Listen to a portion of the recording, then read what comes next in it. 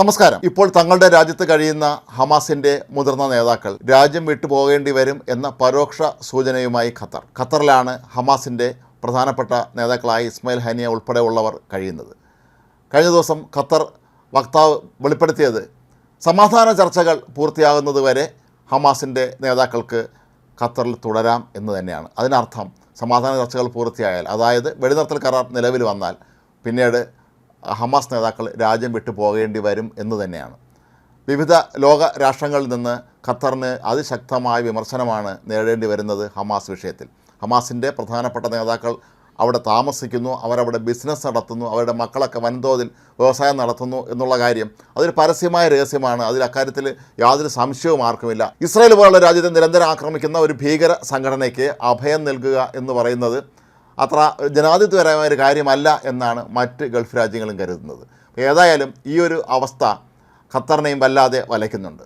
Hamas നേതാക്കളും ആ സത്യം മനസ്സിലാക്കി കഴിഞ്ഞിരിക്കുന്നു. തങ്ങൾക്കിനി അധികകാലം ഖത്തറിൽ തുടരാൻ കഴിയില്ല എന്നുള്ളത്.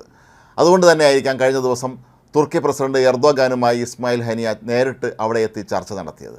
തങ്ങൾക്ക് ഏതെങ്കിലും രാജ്യങ്ങൾ അഭയം നൽകുമോ എന്നുള്ള തെരച്ചിലാണ് ഇപ്പോൾ ഹമാസ് തീവ്രവാദികൾ. അവർ ഒമാനെ ഇക്കാര്യത്തിൽ സമീപിച്ചുവെന്നും എന്നാൽ അവിടെ നിന്നും അനുകൂലമായ മറുപടിയല്ല ലഭിച്ചത് എന്നുമാണ് അറിയാൻ കഴിയുന്നത്. കൂടാതെ തുർക്കിയിലെ പ്രസിഡന്റ് എർദോഗാനുമായി നടത്തിയ കൂടിക്കാഴ്ചകളിലൊക്കെ തന്നെ അവർ കൃത്യമായ നിലപാട് ഇനിയും വ്യക്തമാക്കിയിട്ടില്ല എന്നും പറയപ്പെടുന്നുണ്ട്. കാരണം ഇവർക്ക് അഭയം നൽകിയാൽ അത് കൂടുതൽ പ്രശ്നങ്ങളിലേക്ക് തങ്ങളെയും എത്തിക്കും. അമേരിക്ക ഉൾപ്പെടെയുള്ള രാജ്യങ്ങളുടെ വിരോധത്തിന് അത് കാരണമാകുമെന്ന് തുർക്കിക്ക് നന്നായിട്ടറിയാം. കൂടാതെ നേരത്തെ നടന്ന സമാധാന ചർച്ചകളിലൊക്കെ തന്നെ തങ്ങളും കൂടെ പങ്കെടുക്കാം എന്ന് പറഞ്ഞ തുർക്കിയുടെ നിലപാട് അന്ന് ഹമാസ് തള്ളിക്കളയുകയായിരുന്നു. ഖത്തറും ഈജിപ്റ്റുമൊക്കെ ആയിരുന്നു അന്ന് പ്രധാനമായും ഒത്തുതീർപ്പ് ചർച്ചകളിൽ പങ്കെടുത്തത്. ഖത്തറിലെ പോലെ തന്നെ തുർക്കിയിലും ഹമാസിൻ്റെ ചില നേതാക്കൾ മാറി മാറി താമസിക്കുന്നുണ്ട് എന്ന റിപ്പോർട്ടുകൾ ഈയിടെ പുറത്തു വന്നിരുന്നു. അതുകൊണ്ട് തന്നെയായിരിക്കും ഒരുപക്ഷെ തങ്ങളുടെ നിലപാട് കൂടി വ്യക്തമാക്കാനും തങ്ങളുടെ നില സുരക്ഷിതമാക്കാനുമായിരിക്കാം തുർക്കിയും അന്ന് ശ്രമിച്ചത്. എർദോഗാനും ഹമാസിൻ്റെ നേതാവ് ഇസ്മായിൽ ഹനിയയുമായി നടത്തിയ കൂടിക്കാഴ്ച ഇസ്രായേലിനെ വല്ലാതെ ചൊടിപ്പിച്ചിരുന്നു. ഇതൊരു നാണം കെട്ട നടപടി എന്നാണ് ഇസ്രായേൽ വിദേശകാര്യമന്ത്രി തന്നെ വ്യക്തമാക്കിയിട്ടുള്ളത്.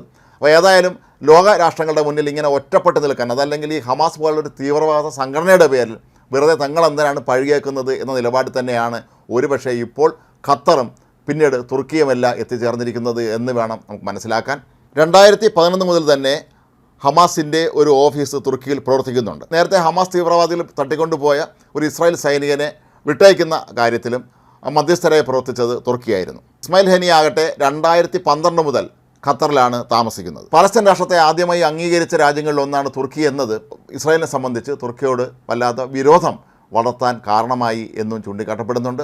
എന്താണെങ്കിലും ഹമാസിനെതിരായ ആക്രമണം ഇസ്രായേൽ വീണ്ടും ശക്തമാക്കുകയും അതിന് അമേരിക്ക പോലുള്ള രാജ്യങ്ങൾ എല്ലാവിധ പിന്തുണയും നൽകുമ്പോൾ തുർക്കി പോലുള്ള അല്ലെങ്കിൽ ഖത്തർ പോലെയുള്ള രാജ്യങ്ങളൊക്കെ തന്നെ ഇക്കാര്യത്തിൽ തങ്ങളുടെ നില കൂടി സുരക്ഷിതമാക്കണം എന്നുള്ള നിലപാടിലാണ് പല അറബ് രാജ്യങ്ങളും. അതേസമയം ഭൂരിപക്ഷം വരുന്ന അറബ് രാജ്യങ്ങളും മുസ്ലിം രാഷ്ട്രങ്ങളൊക്കെ തന്നെ ഹമാസ് തീവ്രവാദികളെ അംഗീകരിച്ചിട്ടുമില്ല.